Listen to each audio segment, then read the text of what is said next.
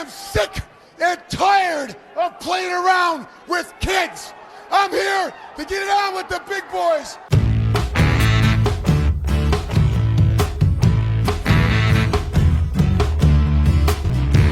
Gonna stick you in the eye with a foreign object. Gonna poke you in the eye with a foreign object.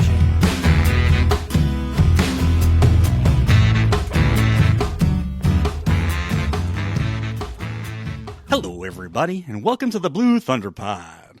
I'm your host, Billy Sullivan. With me, as always, podcasting's voice of the voiceless, Frankie Ortega. Hello, guys. So today, as we mentioned last week, guys, we're going to be talking about the entire week in wrestling instead of breaking down, because you guys are, if you're listening to a wrestling podcast, let's be honest, you're probably watching these shows anyway. Instead of breaking down like match by match and segment by segment each show, we're just going to talk about like the high points in Raw and Dynamite as we have been, but like just the high points and stuff that stood out to us. And then some stuff in between from other promotions, from overseas stuff, just standouts, what happened in the week in wrestling this week. And that's how we're gonna handle the pod, I think, going forward, probably, depending on how it goes today, probably, to be honest. And I think we'll still do the reviews, right, of like pay-per-views and yeah, absolutely. For the big shows, we'll still do our the breakdowns, match by match review kind of thing. I'll still do my star ratings and stuff, and but like for just a normal weekly program, I think we'll do so we can touch a little bit on everything instead of focusing so much on one program, and then if something notable happens on the other show, you don't really get to talk about it because it'll another week passes, and in wrestling a week passes, that's like an eternity. A million things happen. So we're going to kick it off with the Fed, WWE first. Big dog eats first, I guess. Some of the big stuff that happened on Raw. Let's start with the Penta debut, if you're okay with that, because I think that's the most notable thing that happened on Raw. I was just gonna give some general thoughts first. You want to do? That's cool. Yeah, we can do that. Yeah, the Penta is probably the only thing I personally want to talk about on this Raw, but I will acknowledge that I thoroughly enjoyed this episode. Like, not only did they go back to like a regular formatted episode of Raw, but I also thought that they did a great job moving storylines forward, creating new angles, building the Royal Rumble, and of course we saw the great debut of Penta. I was just happy that we got out of the fucking Netflix verse that I was afraid we were going to be stuck in forever. That it was so surreal watching that show the prior week, that this was like such a breath of fresh air. It made me like enjoy Raw way more than I think I would have if they just did this show without that bullshit like a week prior, because I was so happy that they got away from it. And I expected to see like improvements this week, but I was like pleasantly surprised by how much I actually liked the episode. Yeah, it was good. So we got a great debut. We got a newly crowned Intercontinental Women's Champion, and then the main event I thought was like worthy of having that spot on the show. For sure. Yeah, it was. And the main event, I thought, because we probably won't talk about it a ton, but I thought it over delivered. It was the Damian Priest street fight, and I thought that going in, I thought it was going to be all right, decent match, but it actually got me invested. Like they worked me up. So partway through the match, I actually gave a shit and was invested and kind of fired up for what was happening. So Damian Priest continues to over deliver. I guess I need to start setting my expectations a little higher for that dude, because it's been a year of pretty strong performances from him, both on the mic and in the ring. I think he's had a really solid last calendar year. Yeah, agreed. The Lyra Valkyria thing, I'm very happy about that. They kind of pissed on their leg with the unveiling of the women's Intercontinental title. I think they did it the U.S. title. They made a big deal out of it, but the Intercontinental title, for whatever reason, it was in a dark segment, and it was only on the internet at first or something. I was happy that it seemed to have, like, be a bigger deal to them here, where they actually were crowning the champ. And I'm glad that they went with who they did, because I think Lyra Valkyrie is a fucking phenom. She's unbelievable. Yeah, she's awesome. I was annoyed by how many people were complaining that Dakota Kai deserved it more. It's like, she's not like Dakota Kai has a really like a very staunch fan base that's very, like, vocal, I should say. Yeah. Yeah, and she just returned, and I can only imagine that they're both going to work like a program with the title. So she's fine. The decision to put the title on Lyra was fine. Like, they're both worthy of having the belt. Like, I think plus you got Dakota she's like a phenom on the mic for me. I think she was at one point not very good in the ring, and I think now she's solid in the ring, and she's always been excellent talking. She's her character stuff is great, and she's very, very good on the mic.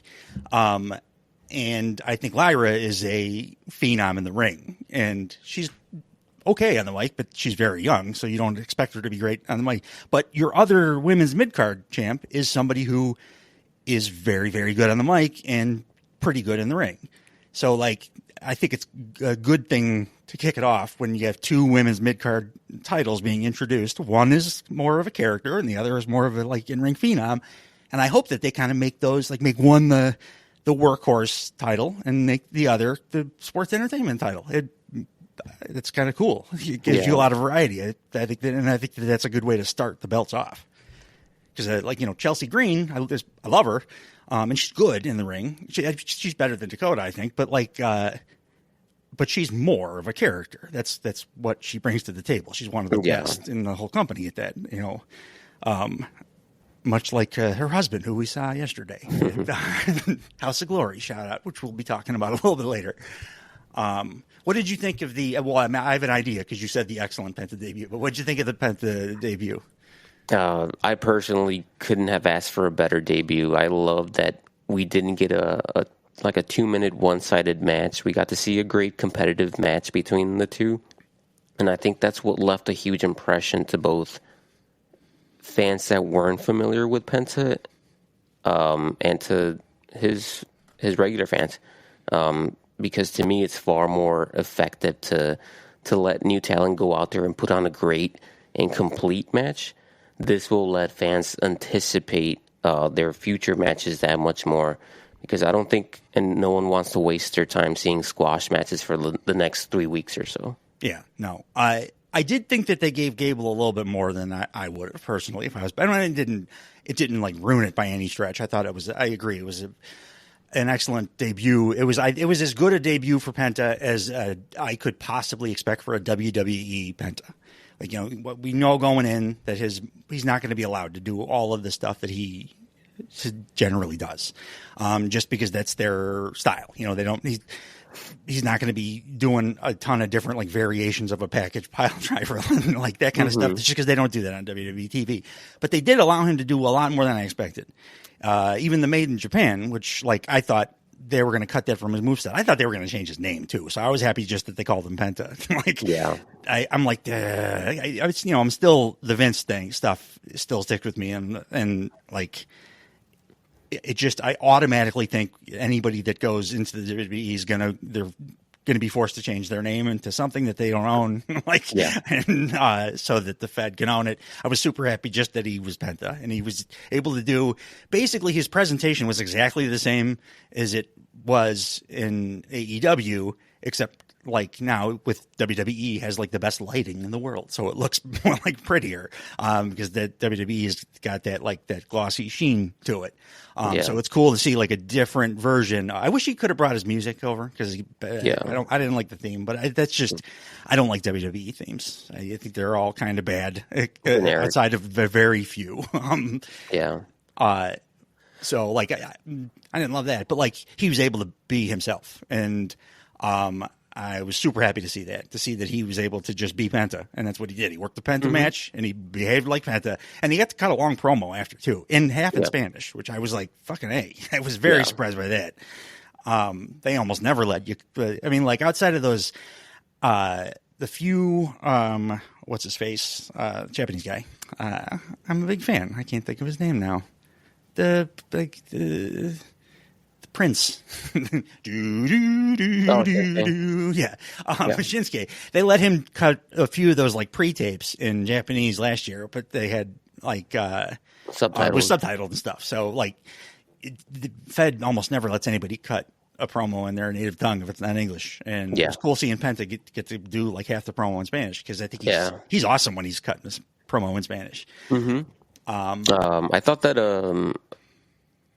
that they were going to treat like Penta like some over the top frightening character, but like again, like allowing him to work a match like a regular wrestler, I think is going to work out better in the long run because like the scary untouchable monster character gets old very quickly. Yeah, I wouldn't and once it wears off, like they're screwed. I wouldn't make him like a spooky monster, a Bray Wyatt, Undertaker kind of thing, but I would lean harder than we did in this first instance into he's dangerous. He's a scary dude. He's not, because on like as much as I enjoyed the match and how he was presented within the confines of the match and his entrance and stuff on commentary, I think you even mentioned this to me yesterday. I didn't love how he was presented through the commentary booth. They were talking a lot about, the best luchador. Like, he's the best luchador in the world. And that I don't think that'll stand up great as you mentioned, to like when his brother is, debuts, or when you look at like Rey Mysterio, which is what most WWE fans think of when they think of luchador. They think of Rey Mysterio. So like the high flying kind of stuff, and that's not really the style that Penta works. So I would prefer if like they put him over as more of just a scary, violent guy, not a spooky violent. I don't want Penta dark. I just want them to put more over like he got to do his arm breaking spot. Put that over as like, oh Jesus, he's gone too far kind of stuff, more than just the best luchador. Because I don't want him to get lumped into that group again, like every other lucha performer does. Right. To me, it's very surreal to see Penta in WWE, a guy who's worked so many promotions all over the world. Yeah. And I can't recall the last time I felt this way about any like newly signed WWE talent. It's definitely I'm pulling harder for him than I have been for anybody in a long time. Like that coming into WWE, Cody. Like I was a huge Cody fan in AEW. I was a huge Cody fan before AEW. Like, but I kind of figured he was gonna do real well right from the start. The way that they presented him and stuff. Like I just assumed he was a WrestleMania match. Yeah, yeah. Like right off the bat. Like Penta is like I'm pulling for him more than anybody else. One, because I love the dude. He was my favorite performer in Lucha Underground. He was one of my favorite performers in AEW. I like always thought that as much as I love the Lucha Bros and like were part of my probably favorite tag team match of all time. I always thought Penta deserved a singles top of the card push, like at least one. World title push, like maybe not even winning the world title, but like legitimately challenging for it, like headlining a pay-per-view.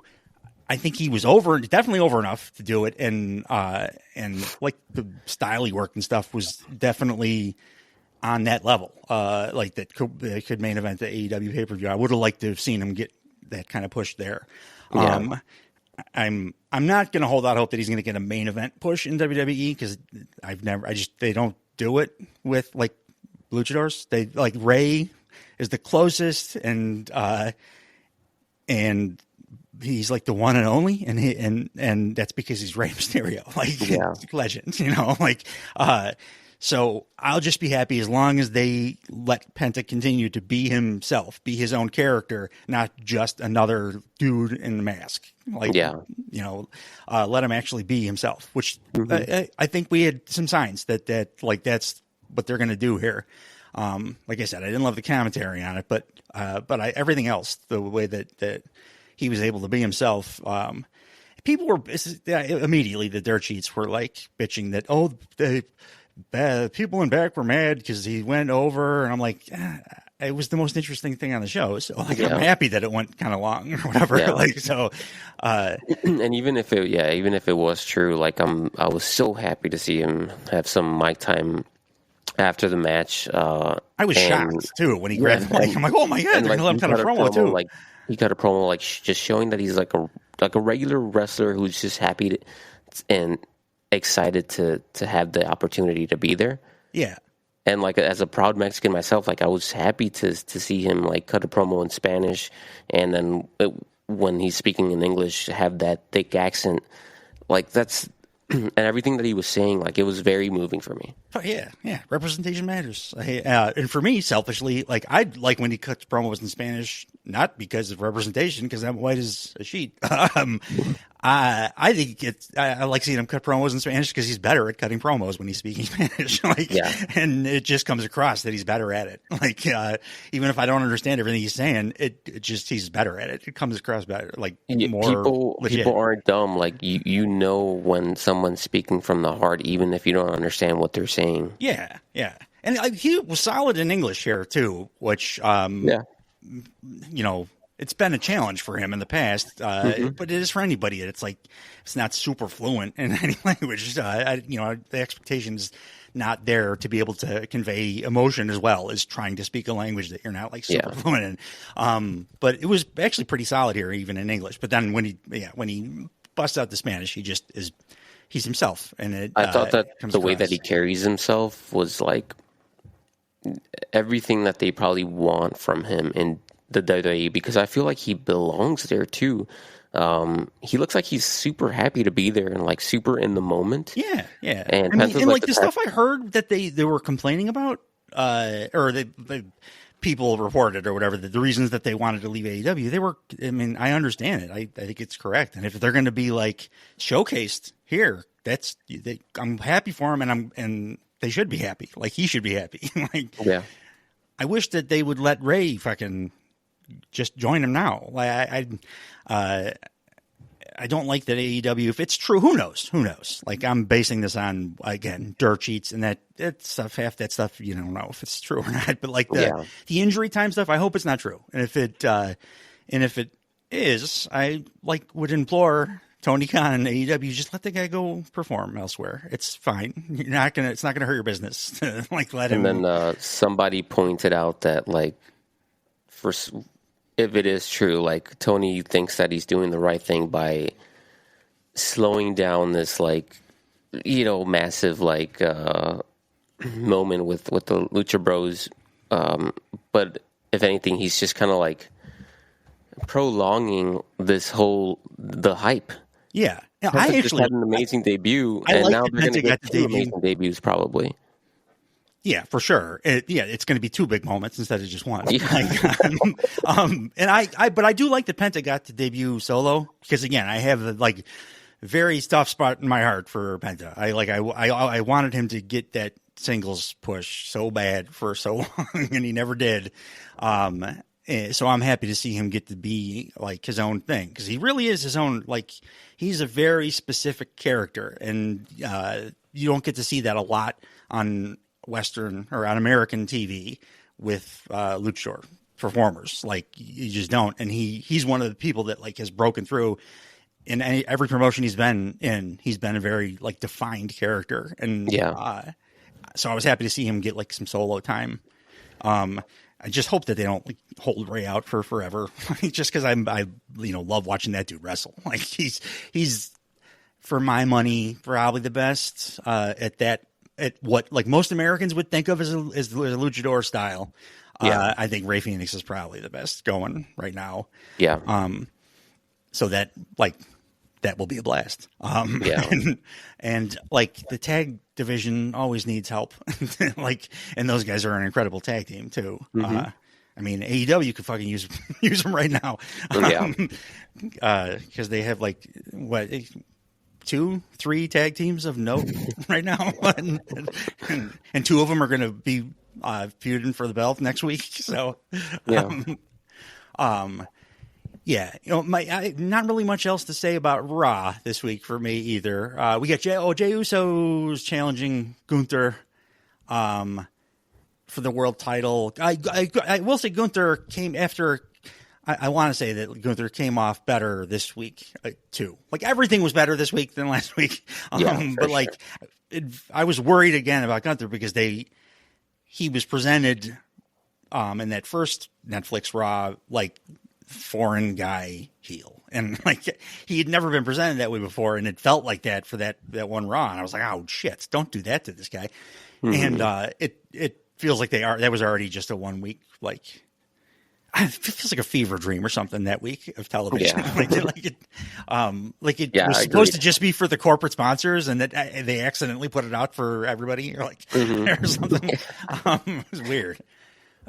We also got worth mentioning, but we got the show opened with like a Punk promo, which of course, obviously the vibe is different when you start the show with a Punk promo compared to a Netflix episode. Yeah. But we got Punk, Drew, and Seth all declaring themselves for the Rumble. So, Punk is the most notable of those three, but three notable names declaring for the Rumble. The one complaint I did want to levy about the Penta thing, because like I said, my expectations were only so high for what they can do with him in WWE. I was very happy that they let him use Made in Japan. But they call it the Penta Driver now, which is goddamn lame. Made in Japan is a great name for a move. I think he used it as his finish for the match too, right? Mm-hmm. Yeah. Yeah. So like, if that's his finish, let him keep the Made in Japan name. That's a cool name. Penta Driver just is like so WWE, like so generic. I thought the guy's the name generic Driver. one. I thought the generic one was the sacrifice. Yeah, that was bad too. Because I think Michael Cole said he calls this the sacrifice. No, he doesn't. Michael Cole calls that the sacrifice because it's lame. But that was very it's edgy WWE. He calls it the end game sacrifice. They love that shit. But hopefully they they're willing these days to pivot off of their own bullshit, though. So I still holding out hope that it's made in Japan again at some point. Yeah. One more notable thing on Raw before we move on to SmackDown. Sami Zayn won a match with a Blue Thunder Bomb. Yeah. They made a big goddamn deal out of it too.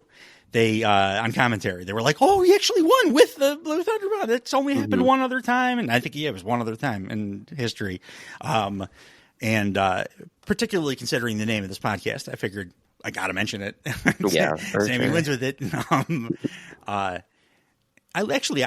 Everybody's always complaining that like, oh, that should be his finisher, and I really love the Helluva Kick. I think it's one of the best looking strikes in wrestling. But I do love the Blue Thunder Bomb too. So I'm happy that he was able to win a match with one. Yeah. SmackDown, I actually didn't watch this week except for like some clips. The only thing that I wanted to mention regarding SmackDown was Kevin Owens' absolutely brilliant shirt. He wore a play on the Dusty Rhodes Son of a Plumber, the American Mac and Dream Son of a Plumber T-shirt, the classic like Dusty Rhodes. Yeah. Kevin Owens was wearing the Canadian Dream, son of a security engineer technician. I love Kevin Owens so much. Your thoughts on? I love the whole T-shirt thing that he's doing recently. Yeah. I wish they'd put those out. Like, I mean, I don't know. I don't know if I'd buy it or not because I just don't buy that much merch. But like, people want to buy it for sure, and I just want to see the wrestlers that I like do well in merch sales too, because I like when they are successful because I like them. So put that out for people to buy. And it's weird that they didn't. Although I did see. Did you see who was number 1 and number 2 in WWE shop this week? I'm gonna guess Jey Uso and CM Punk. Penta. Oh, okay. His 2 shirts that they released were the 2 top sellers on WWE Shop. I saw that because Penta tweeted it out. That's good. That's a good sign because I know they look at that heavily when deciding who they're going to give big pushes to and stuff. So that's a good thing. Yeah, that's awesome. And it's cool that the people are supporting him that quickly. In the new company. Mm-hmm. Because you never know with WWE. Sometimes guys come in from outside and everybody knows them. Sometimes people are like, I've never heard of this person, and it doesn't. I can never figure out why, why it's one way with one and the other with the other. Sometimes you have to start in NXT even though you've been wrestling for 15 years, and sometimes you can be Penta and sell out to WWE.com. The merch stuff is huge. I think people forget that the reason why the New Day was given a monster push at some point, like in 2017 or something, was because of their merch sales. Yeah.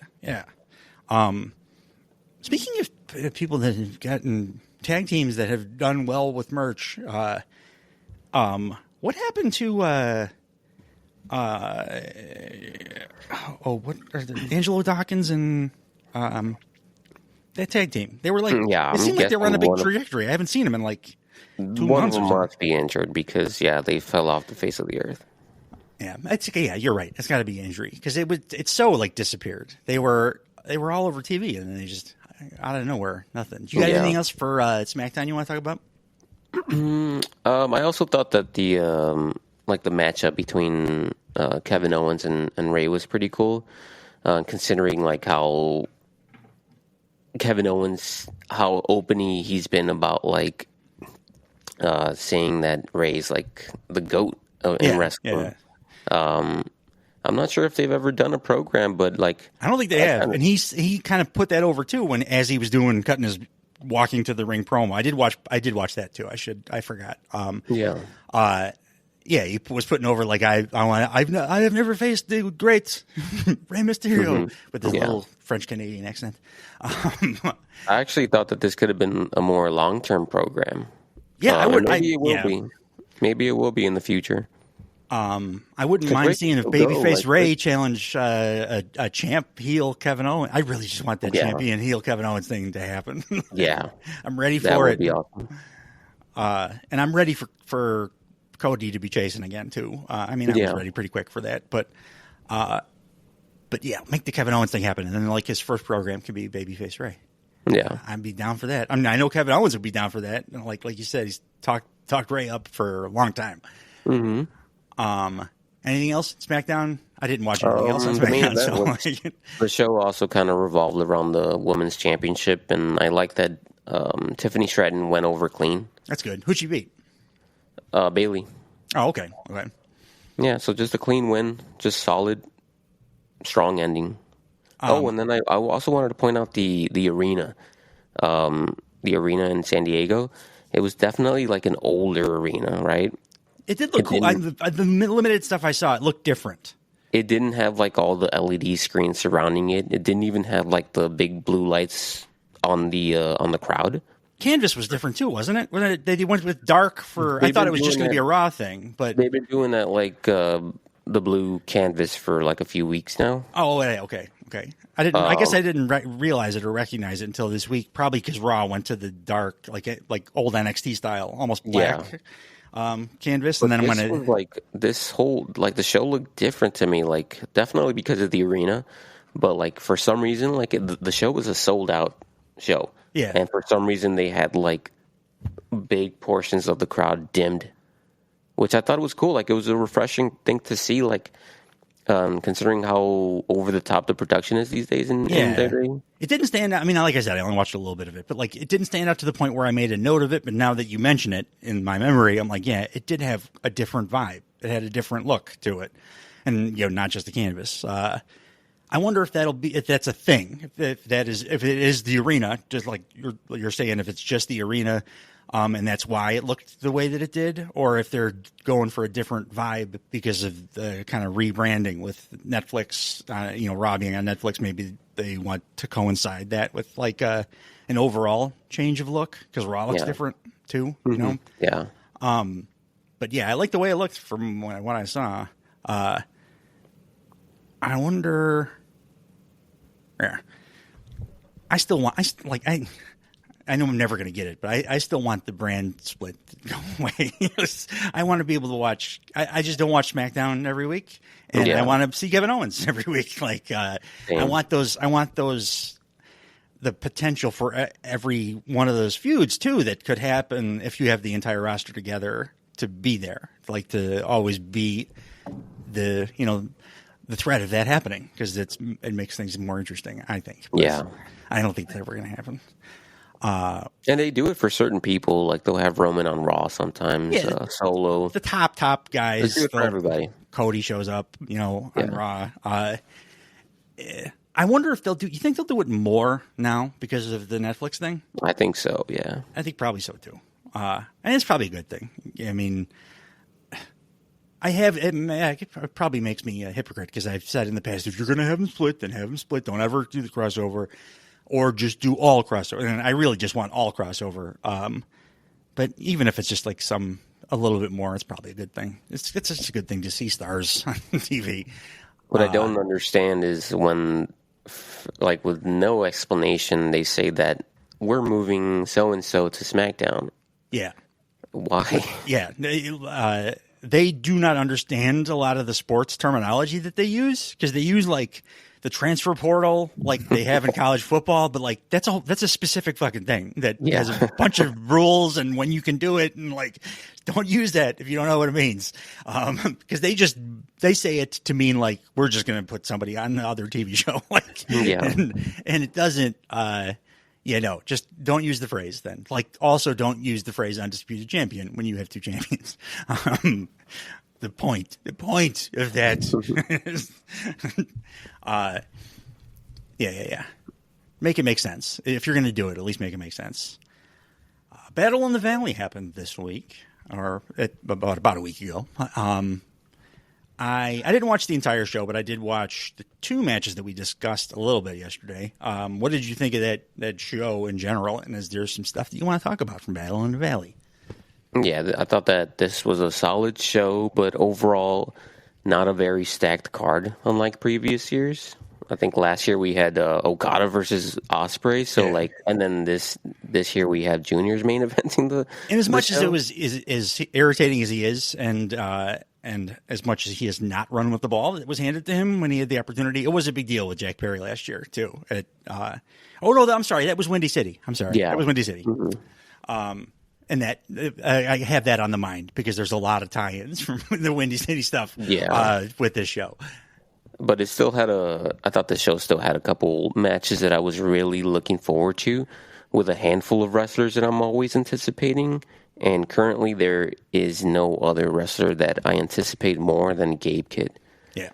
His match with Ishii opened the show, and they had an incredible hard-hitting strong style match, which ended up going the limit. They wrestled a 30-minute draw.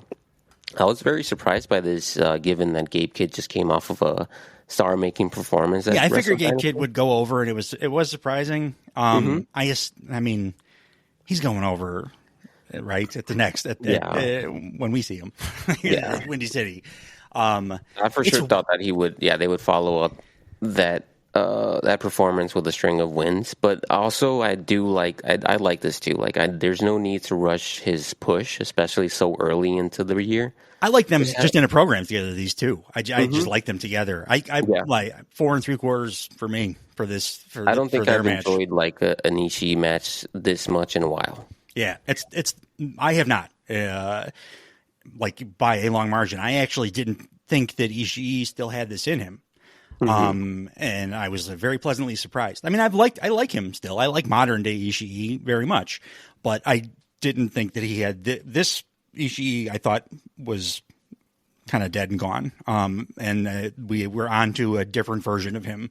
And I thought Gabe Kidd brought out more in Ishii than I thought he still had in him. So I'm excited for the rematch too. It's weird as fuck that they're doing a 30-minute Iron Man match as the stipulation to follow up a 30-minute draw. Why would you make it a 60-minute Iron Man if you're going to do an Iron Man? Yeah.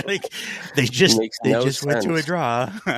Because now it's like I don't want to see multiple falls when they couldn't even They couldn't even do one. I don't think they're going to go to multiple falls. I think it's just going to be one. Time's going to run out, or there's going to be one right at the very end. But Yeah. I mean, I'm happy that they're continuing the program. I'm happy that we're going to be able to see him have that match. Yeah. I'm sure it'll be great. It's just a weird stipulation. Ghetto is weird sometimes. It's a weird stipulation for him to put on it. Like, Yeah. I think that I read that somebody was trying to like rationalize it by saying that the strong title it's always the 30-minute time limit. So like if you're going to do Iron Man, it has to be 30-minute time limit. Then, like, Yeah. don't do an Iron Man. Don't make an Iron Man match then. Like, why would you make that step?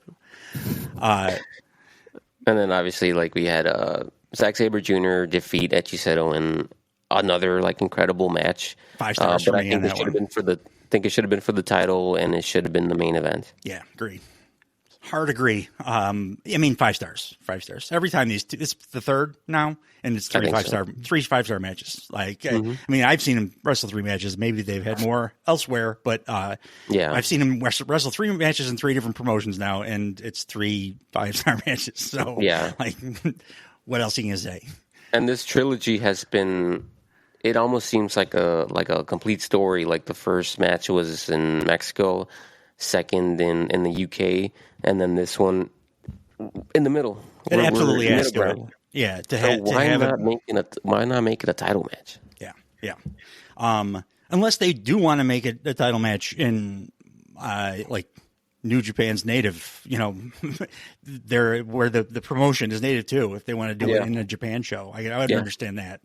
If they want to hold off that title, that as a title match for something there, they really are pushing a ton of foreign people in Japan right now, more so than ever before. I mean, like, going back till forever, there's always been 1 or 2 foreign stars towards the top of the card, usually heels, but like now it's like I feel like everybody that they're getting behind is from elsewhere. Yeah. And when is the last time that they had someone like Echiseto, like a Mexican star, go over there and just kill it? I can't think of any. Like, me neither. But again, though, Hechisero's a different animal because he is so specific in what he does, and that what he does happens to be something that's very popular in Japan. It's that Zack Sabre style. They're very similar wrestlers, and there's not a ton.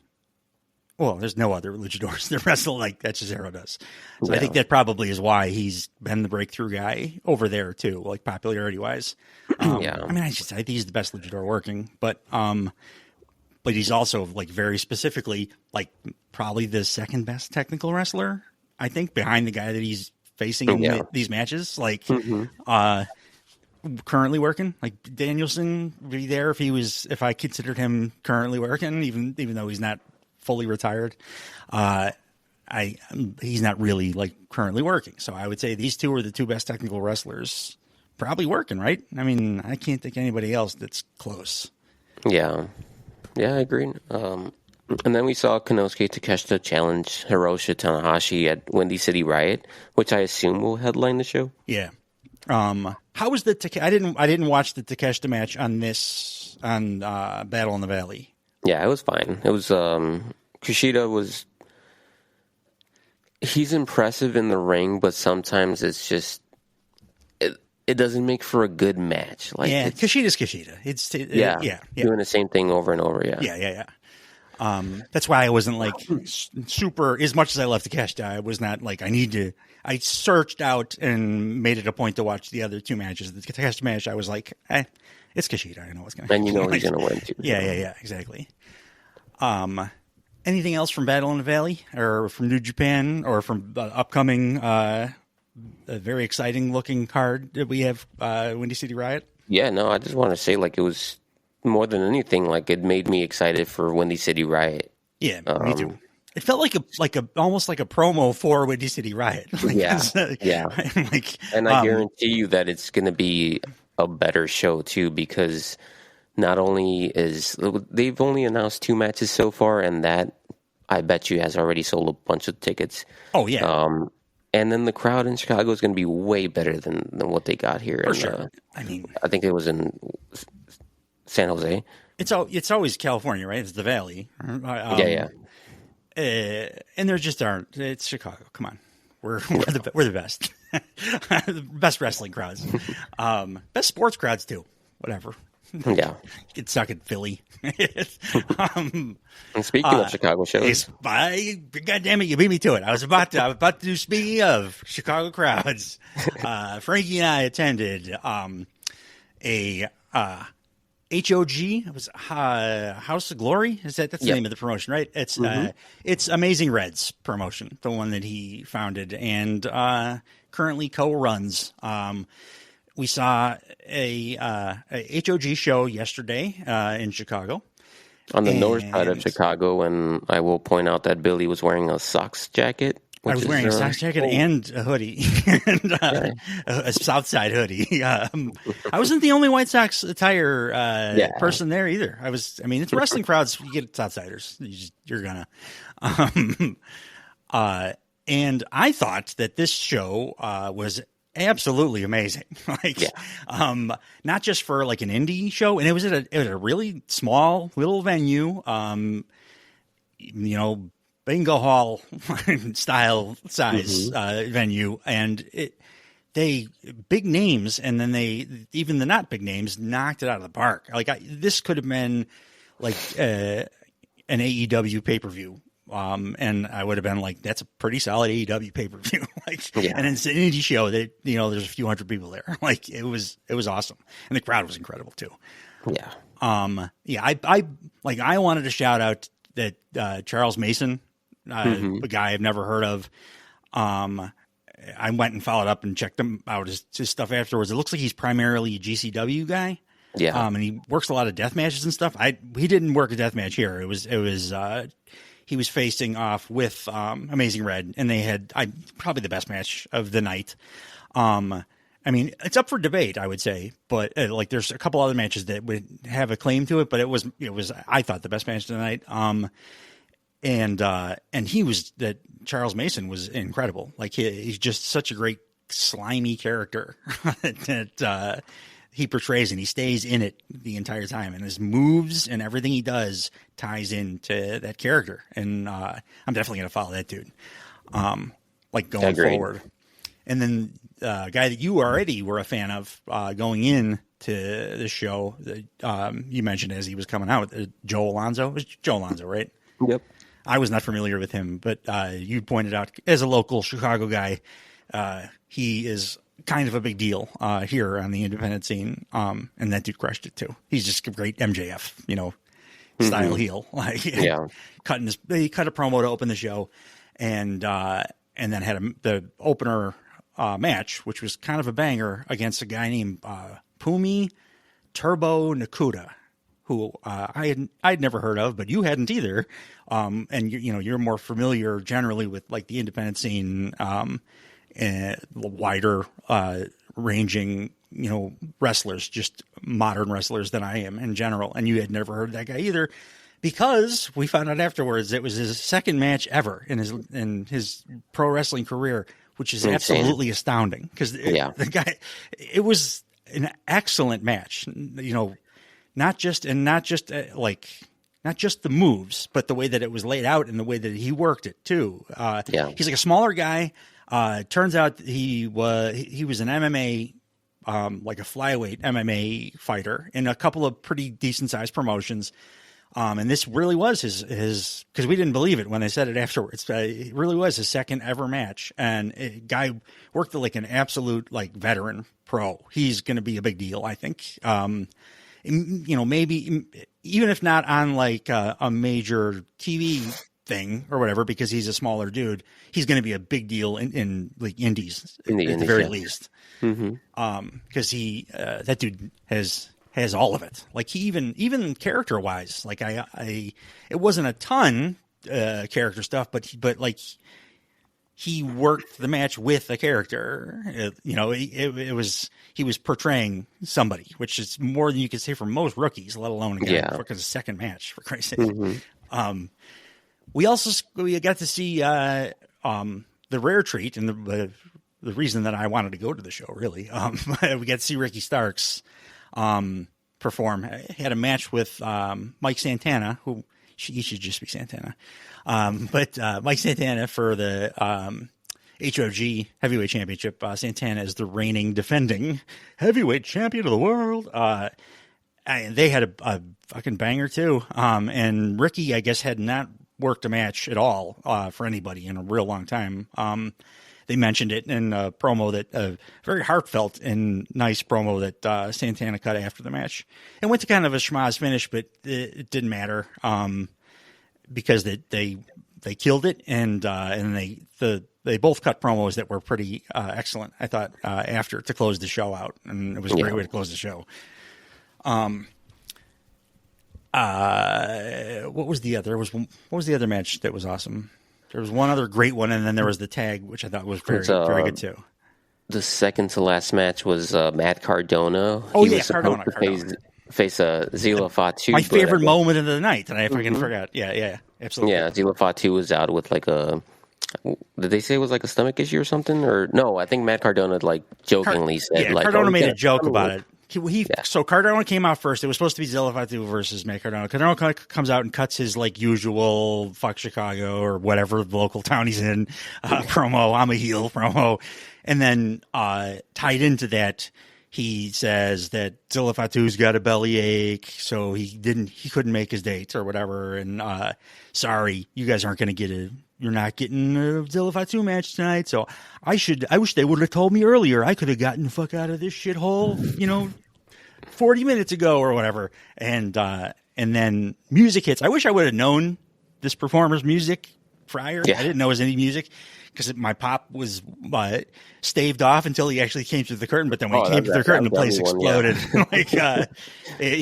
Mustafa Ali was the replacement, local guy, Mustafa Ali. But like me personally, the guy that I'm most confused by that he's not currently signed to one of the two big American promotions, because I'm a huge fan of this guy. I mean, I lost it, and so did most of this building. It was one of the coolest pops I've seen or been a part of in person.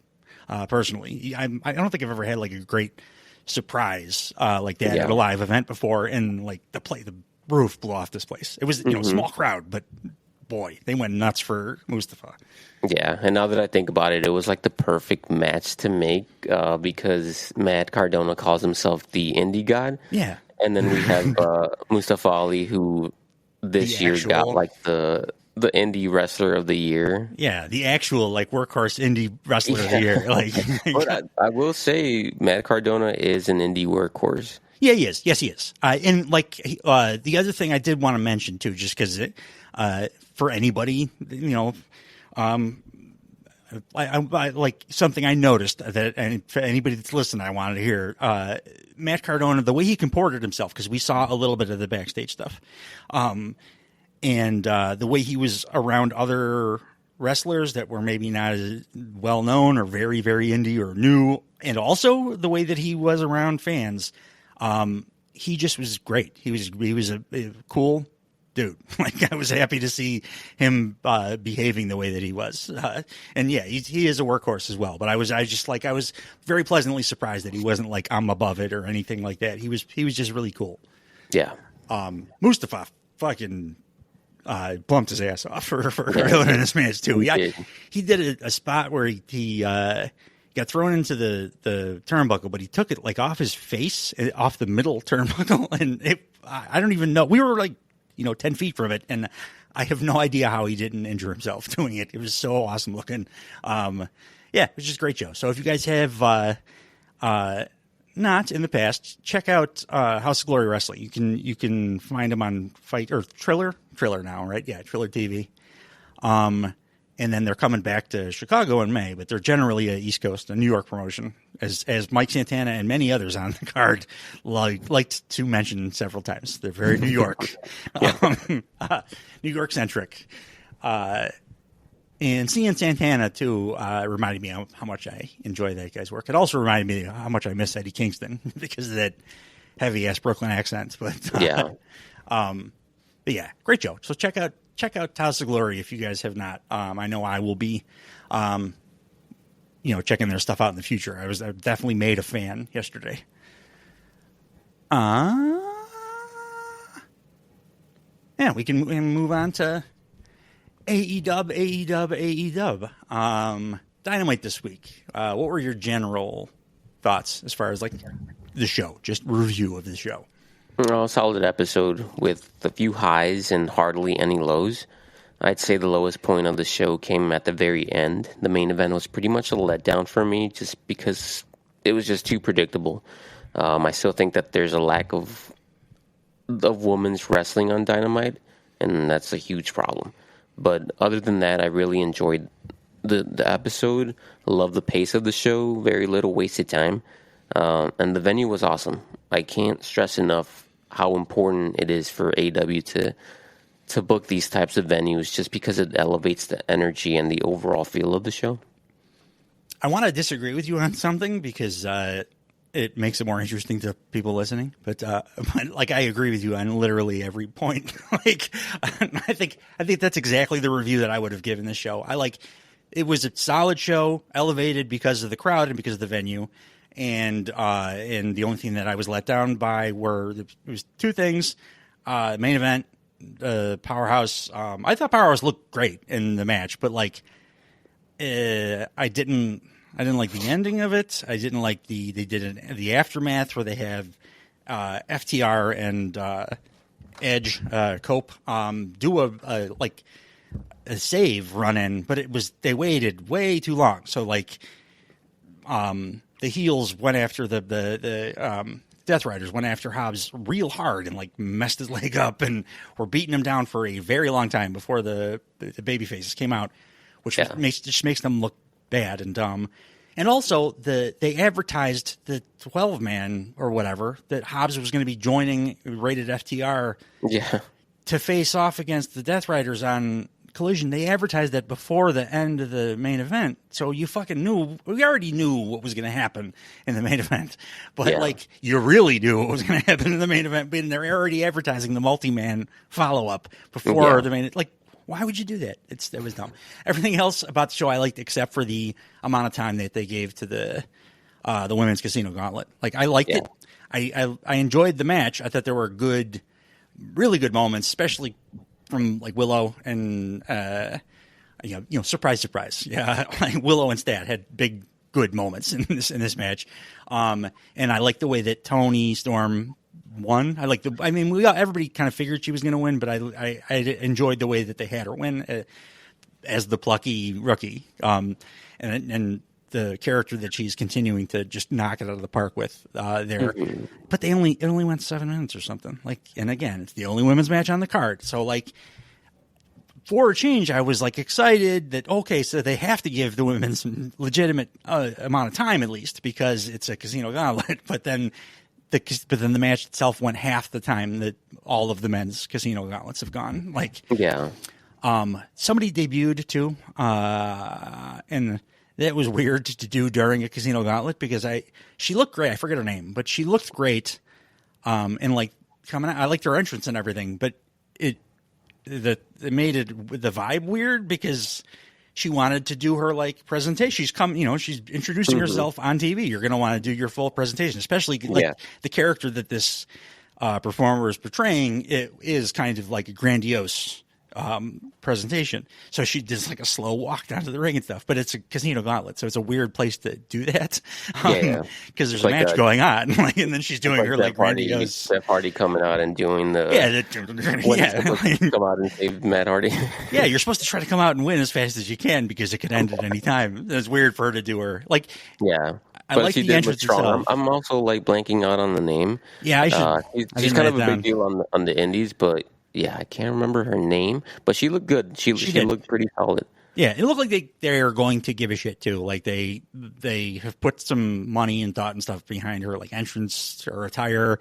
And yeah, I don't think they would have given her that presentation unless they were going to give her some kind of a push too. So like, I don't know. I'm not familiar with her work and outside of this, but I was already like, oh, she's pretty impressive. I've seen her on a bunch of like like the posters for indie shows, she's always like in the middle. That giant headpieces, it always stands out. Yeah, so hopefully, if they start giving the women some more time on these shows, she'll get that push. And not they. I hope they don't Camille her, where it's like comes in as a monster and then is given a heater roll and then disappears. But like that match in general, like the women's casino gauntlet, I don't want to say that it was disappointing in total, because I think that with what they were given, the time they were given, it was good.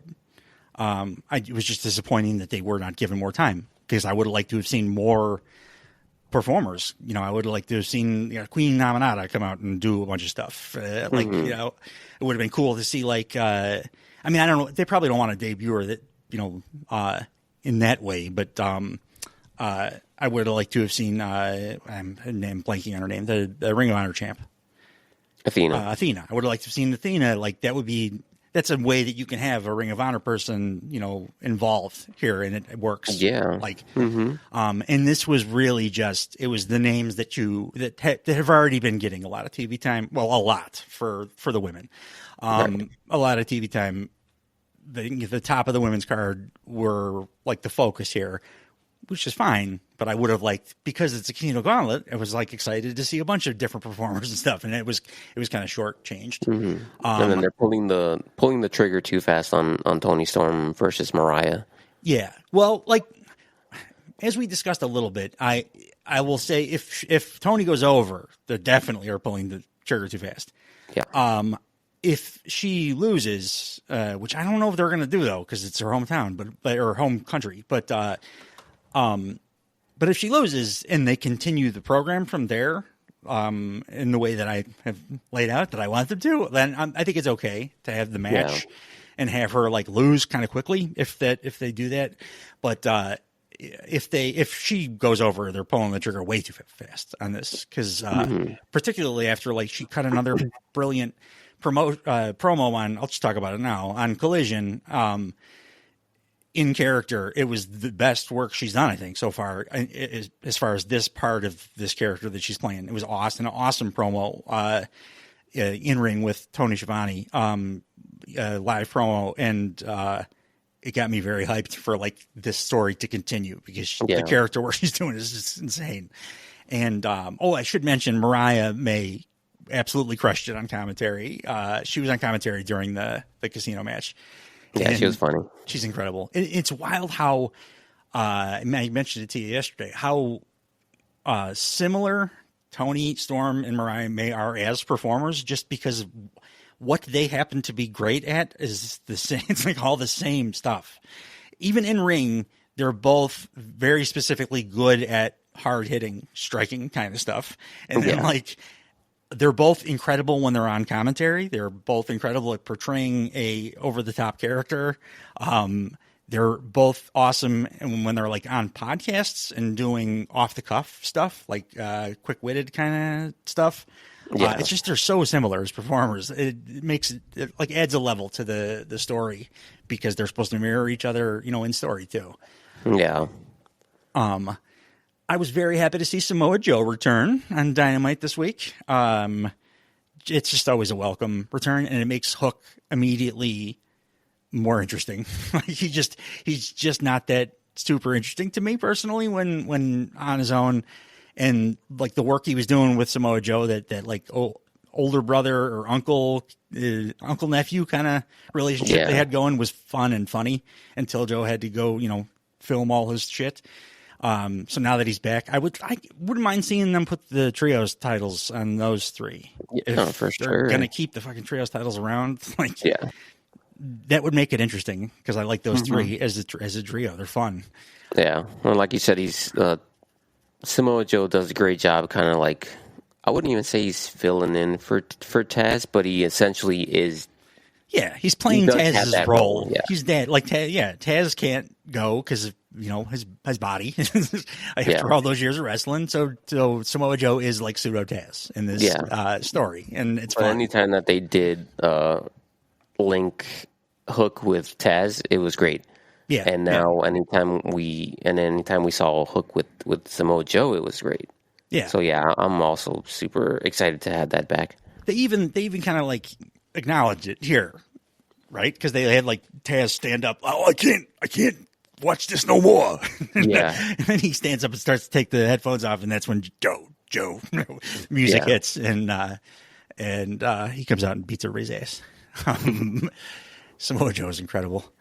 It's amazing he can still go as hard as he can after all these years. So happy he got a world title run. Speaking of former world champs, MJF back on MJF form in his promo battle with Jeff Jarrett. Jeff Jarrett not on form here. Hopefully it's just a one-off bad week for him. But I don't know what he was doing. I know what he was trying to do, but it did not work. But MJF, I think he kind of saved the segment at the end. He opened it incredibly well, and it seems like he's back to basics. He's back to doing MJF like the stuff that got him over as a heel initially, not the recent heel stuff, not the I'm so scary kind of heel stuff, but the weaselly, I'm trying to snake my way in and take advantage of every angle MJF. He's back to doing that, which is exactly what I wanted him to do post the Adam Cole debacle and him being tied into that for just way too long. I was very happy to see MJF be able to be MJF here. Yeah. I think it's refreshing to see MJF temporarily like back to basics. He's back to being a great heel with no real stakes involved. Yeah. And I think this is something that I disagree with you. I liked that Jeff Jarrett was just sort of like rolling with the punches and not getting frustrated with MJF's cheap shots for most of the promo battle. I also like that he lowered himself to MJF's level to sort of remind everyone that he's also been like that despicable heel at some point in his career. Yeah, I didn't want to be reminded. I didn't like that Jeff Jarrett. I like now Jeff Jarrett. Yeah. And I love MJF's ability to put someone over in the middle of a promo, even after he just like verbally destroyed them. I think he does this perfectly when he like starts losing his shit mid promo. He's incredible. He's the best seller during a promo that there is in wrestling. Like he absolutely does the "you've gotten under my skin." I can't control my anger because you've upset me so much kind of stuff. You know? Yeah. Showing his ass a little bit. And more than a little bit. He's absolutely incredible. But that's what I didn't like about Jarrett. He's laughing when MJF is saying all this like incendiary stuff, like really aggressive. You're a drunk, you know, like when he actually had a problem with alcohol. Like, if you're going to pull that trigger, I'm okay with it. But like, then Jarrett should sell it like he's upset. Like for me. I mean, I guess it's all a matter of, taste or opinion or whatever. I like Jarrett more in the relatable, you can get behind him, end of his career, veteran, basically Dustin Rhodes role that he's been kind of playing since he's been doing his babyface thing in AEW. And this, like, I don't know. It also, like, if you're going to do the smart ass despicable heel thing, it's really hard to do that when you're across the ring from MJF and for me, and not have it come off as just anything but lesser than. But in general, I did like the segment. I do hope that they are now. Do you want them to stick to that character for Double J, or would you prefer also to see them do the more babyface, straight up babyface Jeff Jarrett character, and like as they continue this program? I think Jarrett definitely needs to bring a level of intensity, and I think that now with MJF bringing in Owen Hart, I don't know how much more he's gonna do with that, like bringing in Owen Hart into the shout out to MJF story. Wearing a blue blazer to I actually hope that wasn't on purpose, because it for sure was. That's MJ. That's classic MJF. But the thing is, like, I heard. I don't want to steal anybody else's thunder. I heard this on another podcast, but But it was a good point, so whatever. I'll repeat it. He brings up Owen Hart here, but he at no point disparages Owen in any way. He does nothing but put Owen over. The only person he disparages is Jeff Jarrett, saying that Jeff Jarrett is taking advantage of the death of his friend, that's like aggressive and egregious, but that's something Jeff Jarrett can't agree to, backstage before they do the promo. MJF didn't say anything negative about Owen whatsoever. And like, if he had, I would be bummed about that. But he didn't do that. He just talked shit about Jeff Jarrett and what he's done. Which made that okay for me. But I love the little touches, the wearing the blue blazer thing. That's very classic MJF. That's back to the, having stuff written on his tape, whenever he has his hands taped up and having little messages that are always like a little insidery, but always super clever. He always adds, when he's at his best, he's always adding little touches of stuff that you can very easily miss. And I often do. And it's shit that gets pointed out to later. And then I'm like, oh my God, that's amazing. And sometimes I do catch it. And I'm like, oh my God, that's amazing when you catch it, because you feel like you're like finding an Easter egg or something. And I love when he does that stuff. It's a huge part of his character that I like made me fall in love with the dude as a performer, from the beginning. I'm not really sure what the outcome of this whole thing is going to be, but I'm not too worried about it either. I trust that MJF and Jarrett are going to work a solid program,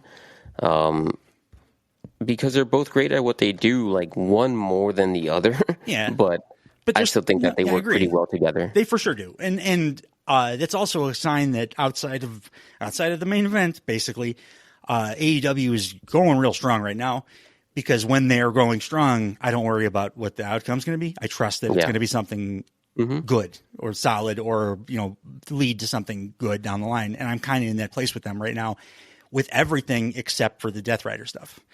I wish that would go away. It's the only bummer on these shows now. Like especially now that they're running these smaller, like cool arenas that like the smaller venues, or not arenas, the smaller venues that are like this place was. It had a very specific look to it, so it's something I'm going to remember. Like next time they're back in Cincinnati, I'm going to want to see them there again, because it had character, it had like its own personality. This venue, so like that, they're the crowd sounds better on TV and stuff too with these smaller venues. So like they're hitting with that. All the stories, they're hitting with all the stories that they're doing, except for one.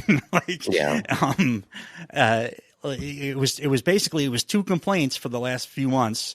It was the Death Riders and the Adam Cole MJF stuff. And now we're done with the Adam Cole MJF stuff. So it's one, but it's glaring because it's always the main event. So you're always like, oh yeah, the thing that I should be looking forward to the most is the only thing that's dragging these shows down. So they need to get pivot off of it or whatever. I don't want to wait till Revolution for Moxley to lose that title. Because I just don't want to watch these things. I want to. How many more John Moxley versus somebody that we know he's going to beat matches do we have to close the Dynamite with? Yeah, and it's the same story over and over. He's not bringing anything new to each storyline. Yeah, it's the same thing. Yeah, no, I just that's the only thing I want to go away. What I do not want to go away is this version of Ricochet. Holy shit, I can't believe how much I love Ricochet. I feel again like a hypocrite because on this very program I shit talked the man so much, not disparaged him necessarily, but my reviews of his work were very much it's not for me. And now he's literally my favorite thing in the last couple of weeks of AEW TV programming. I look forward to him the most. And this little segment was incredible. The elevation of Ricochet's now his outfit to just total fucking nerd. It was going in that direction, but now he just looks like over the top, the giant glasses and I love that he still has those giant golden scissors in his pocket. Yeah, in the pocket. Yeah. I was really hoping that he was going to stick to that. Yeah, it's great. He doesn't even have to use them. Just have them there visually. Have it a thing, like have it as part of your thing. And the promo that he cut, the lack of promo was great. He came out and he was getting major heat, and he just soaked it up, and he sold it like he was pissed that the crowd wouldn't stop booing, and he was like, why would you boo me, kind of stuff, but silently. And then he was like, well, you know what, it's gonna be like that. Picture's worth 1,000 words, and he points to the Tron, and it's images of Swerve from the week prior getting brutalized with those gold scissors, and then Swerve here too. So Nana takes out Ricochet with a steel chair, and then Swerve comes out and goes after Ricochet, and Swerve just, every time that dude is on screen, he is like an undeniable superstar at this point. It doesn't matter what he's doing. Every program he's in, whoever he works with, he just feels like the biggest deal on the show to me. Yeah. And he did here too, for he was tiny little short segments, and it was one of the most memorable things that happened on Dynamite. Kenny, I thought Kenny was a little bit rusty for him.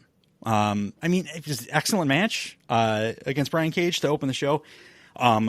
But after having seen what he is still capable of in the Gabe Kidd match, it felt, with him, you never know. He could be doing, it could be a character thing, but he felt a little bit, just a little bit off, which you would expect from anybody except for Kenny Omega returning after a year and a half or whatever. Again, I thought it was still a very good match, and he looked like athletically capable of doing anything he's ever done, still. But the timing was just a little not quite there for what my expectations for Kenny Omega are. It's not even really a criticism, though, because I enjoyed the match, and he still looked great. So it looks like Hurt Syndicate is probably going to win the titles next week, right? They did they challenged. Well, I'm sorry, you didn't watch Collisions. They challenged for the titles next week, for the tag titles on Collision, and and on Dynamite they just look dominant. So I just assume they're going to put the titles on them now. Yeah, it would make sense. And then you don't have to eliminate Private Party from the title picture either. They can still try to win those back. I don't think they can. They can't afford to eliminate them from the title picture, because who the fuck else are they going to have feuding with? They have to just come back after the titles, because there's no other tag teams. The only other thing I wanted to talk about this week, as far as AEW goes, I watched Collision, not all of it, but I already mentioned one of the two things I wanted to talk about was the Tony Storm thing. But the Texas Death Match that we had discussed prior, being both kind of bummed out about them putting the match on. But after watching it, I understand now more why it exists, or why it happened, why it was booked, and I don't hate what they did with it at all. This was Christopher Daniels' retirement match, and they used the opportunity of him retiring to further the Hangman as a monster thing. They had him just absolutely fucking murder Christopher Daniels in this match. Yeah, I think he's actually going to. Yeah, I thought that was going to be the case. I didn't. I mean, I did kind of too, but they went to a degree that I was surprised that they did on TV, on regular TV. I've never seen a match like this on TV before. Only on pay-per-views. I didn't think that regular cable allowed wrestling shows to do a match like this on regular TV. It's a brutal match, and it's a real one-sided brutal match. And I think actually Hangman's going to probably add because of the way it went down. I think he's going to add Angel's Wings, the Christopher Daniels' longtime finisher, or one of his multiple finishers, to his repertoire too, which is cool. It's a cool move.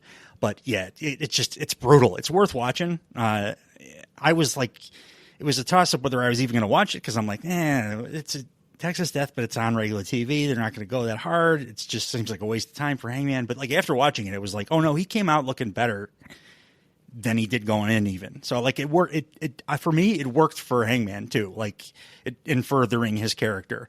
And it made me respect I mean, I always did respect him, but it made me regain my respect for Frito-Lay because he really put it out there in this match.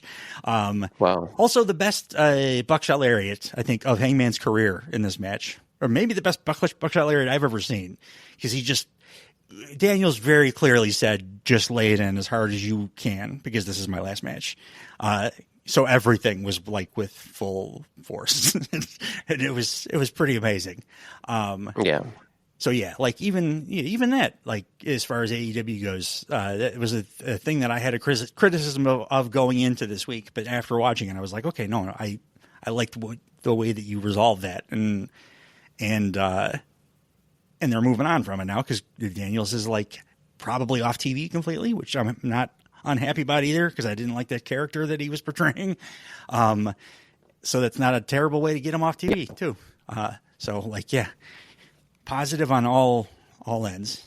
You got anything else AEW centric for the week this week, Frankie? Yeah, I actually wanted to go back to Dynamite real quick and talk about Kenny versus Brian Cage, actually, because I was kind of bigger on that than you were. Oh, can you hear me? You're cutting out. No. Yeah, you were cutting okay, off a little bit earlier. Back. Yeah. You cut out for a good minute there. But yeah, I can hear you now. Okay. Yeah, I wanted to go back and talk about Kenny versus Cage a little bit because I think I was bigger on that than you were. For me, this was my favorite part of the show. Okay. Super happy to see Kenny back in action in AEW. Like from the moment he came out of the tunnel, I was glued to my screen. Like the type of energy that Kenny brings to the show is unlike any other. When I see his entrance, I feel like I'm seeing like a mythical character appearing. So I was like super, super excited for this show because of Kenny. And as for the match, I thought it was awesome. I thought that they gave them plenty of time to work like a really good match. And I thought that Cage like knocked it out of the park. Like he showed that he can hang in a match with a guy like Kenny. Like he's not going to work a match like Kenny, but he can like hang in there. And Kenny, I thought looked really good. I obviously didn't see like New Japan Kenny, but I didn't see the ring rust, and I didn't see Kenny take a step back, and I think that's what's important. Yeah, and I think that if he looks this good with Brian Cage, that just means that we will eventually see that best version of Kenny at some point. Yeah, I think I probably just worded it incorrectly, or instead of leading with what I should have led with there. I actually agree with you completely. I'm on everything you said about the match, except for I found very slight timing issues a couple of times. Yeah. What I should have put over more is all the positives that you listed. I 100% agree with. I'm being very, very nitpicky because it's Kenny Omega. Yeah. Like that is very specifically because it's Kenny. There's no other wrestler on earth that I would even have said there's any timing issues or anything. Like, and I do think Cage was very good here too. I agree with all of it, and I love the presentation of Kenny and stuff too. I should have specified. I'm like very nitpicky. I thought it was a really good match, and I loved the presentation, and it was the thing I was most excited about by far coming into the show, and I thought it was a success too. So like, yeah, I should have. All of the post match stuff though was just okay. Like, I'm not a huge fan of everyone involved in a storyline having to run out and be in the ring for like a minute. Yeah. I would have at least left out Takeshita, save that altercation for another time when they can like take their time to let the moment sink in, because Takeshita is more and more becoming a bigger deal. Well, I do feel like Takeshita felt different than the rest of the Callis family here. Even I kind of agree that like you could have made that a whole separate thing, its own thing. But even here, when mixed with everybody else, I still feel like Takeshita felt singular. Like he felt like a Yeah, they gave separate. him his theme song. He was the only one to come out to his theme song. Yeah. But I still thought that the moment was just too. You're not letting it breathe. We're not able to be like, holy shit, it's Takeshita and Omega in the ring again. Yeah. It was just all too rushed. Yeah, I'm with you. I would have made it its own moment. I mean, like I'm kind of half and half on the Takeshita thing because I like that they made it so it wasn't just he was part of the Callis family. He was his own separate, like there's the Callis family and Takeshita, like especially when it's a Kenny thing. Like I'm glad it was separate, but I do think that they could have maximized it by making that its own thing on a separate show. So like I'm kind of half there. I'm half with it and half not. I'm happy with the way that they are continuing to present Takeshita, but it sometimes it does feel a little too much and too rushed when it's everybody like overbooked a little bit, you know. Well, Kenny's been back for like 2 weeks, and he's already had a face-to-face with Will Ospreay, Takeshita, Okada. It all seems a little rushed to me. Yeah, I feel like he's aligning with Ospreay, or at least they're going to have like a maybe unsteady alliance kind of thing or whatever. That one, that one I'm not. I wish that was the only thing he had going on right now. Yeah, I didn't mind him going like attacking Callis either immediately because I like when I don't like the invisible wall stuff. I like that as soon as Callis was within his. I like that Kenny said it was fun too because Kenny in his initial promo last week said, "I'm not here for revenge." And as soon as he said that, Callis comes out, and as soon as Callis is through the curtain, Kenny like books it to fucking beat the shit out of him. Yeah, oh my God. It was great. So like, yeah, I don't know. I don't mind the program they have him working just because it's like, holy shit, look at this talent. The amount of wrestling talent involved in that program right now is out of control. It is a lot, but like I'm okay with it, to be honest. I don't mind it being a lot because it's Kenny. Like, I trust that it's going to come out great because it's Kenny. And I'm just so happy that the man is back. It's different. AEW is different when that man is here and performing. It's just a different thing. I do hope that they push him that way. Maybe it's going to be like Danielson though. It's probably like it'll have to be against his own will. But I want one big dominant run for a little while at least from Kenny Omega, like the babyface version, because we kind of got the heel version when he had the crazy mustache going when he was the world champ. But he was so physically beat up then we didn't get it all. Like now I think we have the opportunity to have it all, and I hope we get it for a while. Yeah. You got anything else from AEW? No. All right. What do we got coming up? Anything exciting for the upcoming weekend from either the two bigs? We got the tag title match happening on Dynamite next week, so that should be interesting. I like title matches. I'm just always down for. It should be exciting. I don't think is anything else announced? Any big stuff? They announced a face-to-face between Ospreay and Kenny. Yeah, okay, that'll be fun. Whatever happens there, it'll be fun because Kenny Omega's involved, and that dude doesn't do anything wrong. And then I don't think we're getting the Raw and SmackDown before the Rumble, right? Not yet. I think that's in...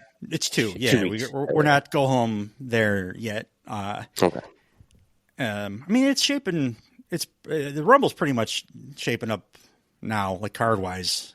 I think. Yeah. I mean, I think the big names that are going to announce for the Rumble itself have pretty much done that, and then we're getting Cody and KO for the titles, right? They're doing like a ladder match or something like that, right? Oh yeah, the ladder match. Yeah, it's KO in a ladder match, so that's fucking always great. Yeah, and hopefully he's the champ when it's done.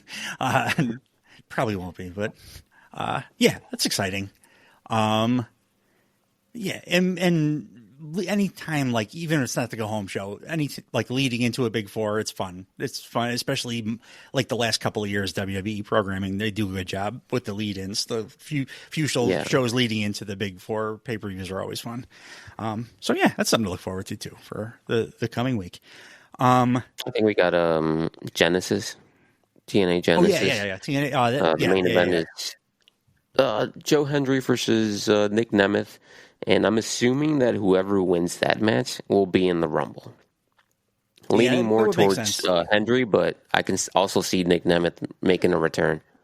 I hadn't even thought of the Nick Nemeth angle. Like, the big announcement that TNA and WWE signed a deal to do crossover stuff, kind of on a permanent basis at this point, this week. But I didn't think of the Nemeth angle. I forgot the Dolph. Is he going to be Dolph if he comes back?